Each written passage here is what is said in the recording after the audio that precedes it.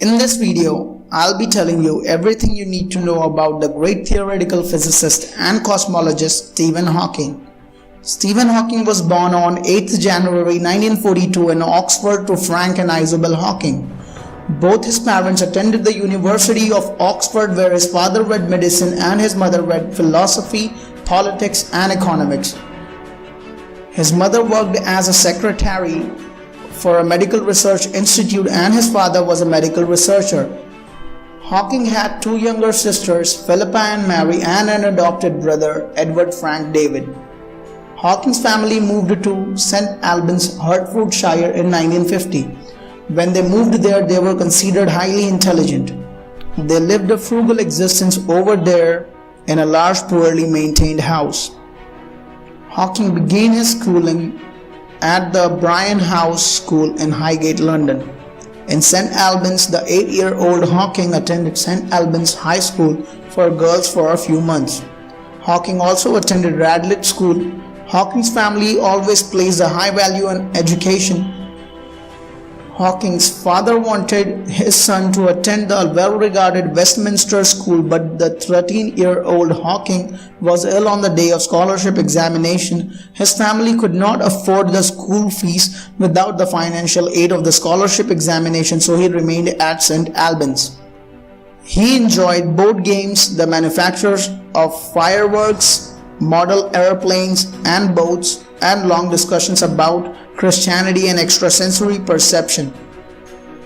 With the help of his mathematics teacher and a few friends, Hawking built a computer from clock parts, an old telephone switchboard, and other recycled components.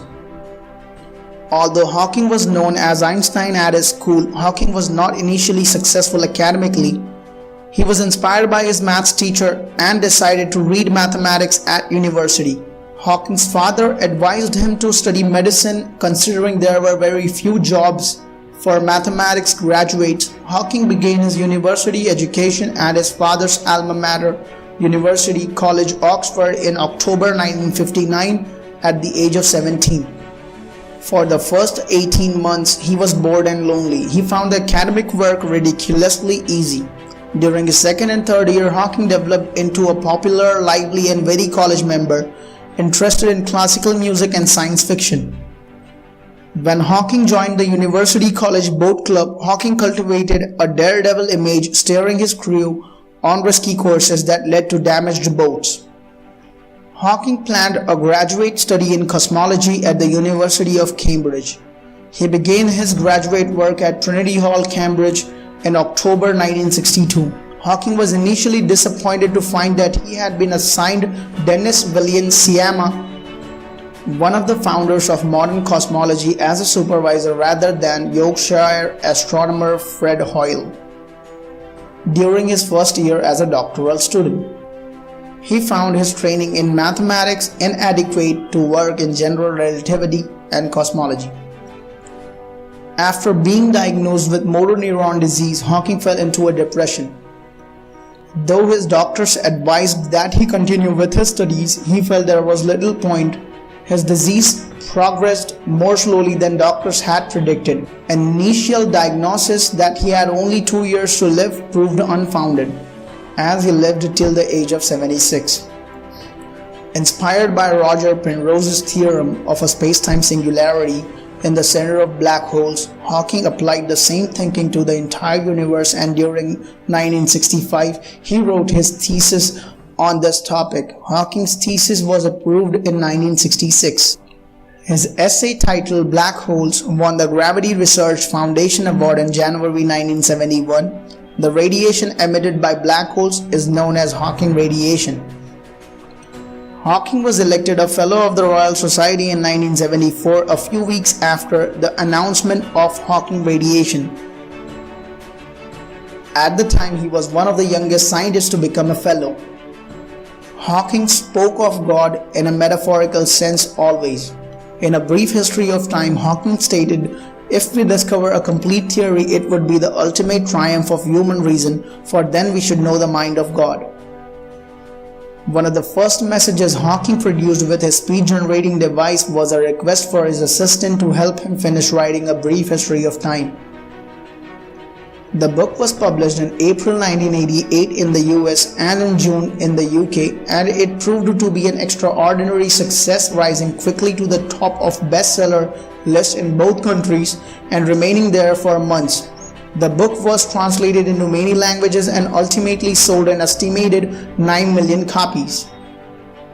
Newsweek magazine cover and a television special both described him as Master of the Universe.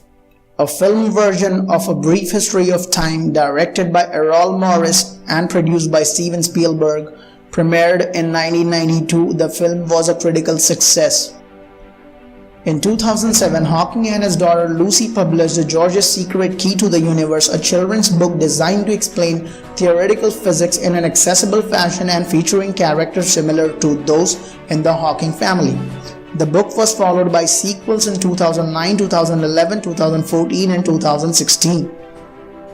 In 2002, the BBC included Hawking in their list of the 100 greatest Britons. During his career, Hawking supervised 39 successful PhD students. As required by Cambridge University regulations, Hawking retired as Lucasian Professor of Mathematics in 2009. On 28 June 2009, Hawking held a party open to all, complete with hors d'oeuvres and iced champagne, but publicized the party only after it was over, so that only time travelers would know to attend. As expected, nobody showed up to the party. In his lifetime, Hawking received a total of 18 major awards. The genius once lost a bet on black hole. Hawking expressed concern that life on Earth is at risk from a sudden nuclear war, a genetically engineered virus, global warming, or other dangers humans have not yet thought of. In 2006, Hawking posed an open question on the internet: in a world that is in chaos, politically, socially, and environmentally, how can the human race sustain another 100 years? Later clarifying, "I don't know the answer, that is why I asked the question, to get people to think about it and to be aware of the danger we now face."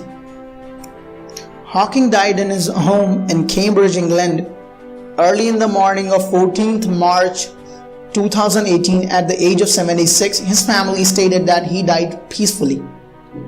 Hawking was born on the 300th anniversary of Galileo's death and died on the 139th anniversary of Einstein's birth.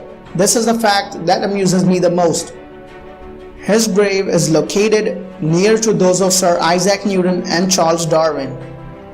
Okay, so that's enough for this video. Thanks a lot for watching. If you like this video, put a thumbs up on our video and be sure to subscribe to our channel. Hit that bell icon to get the notifications of all our new videos.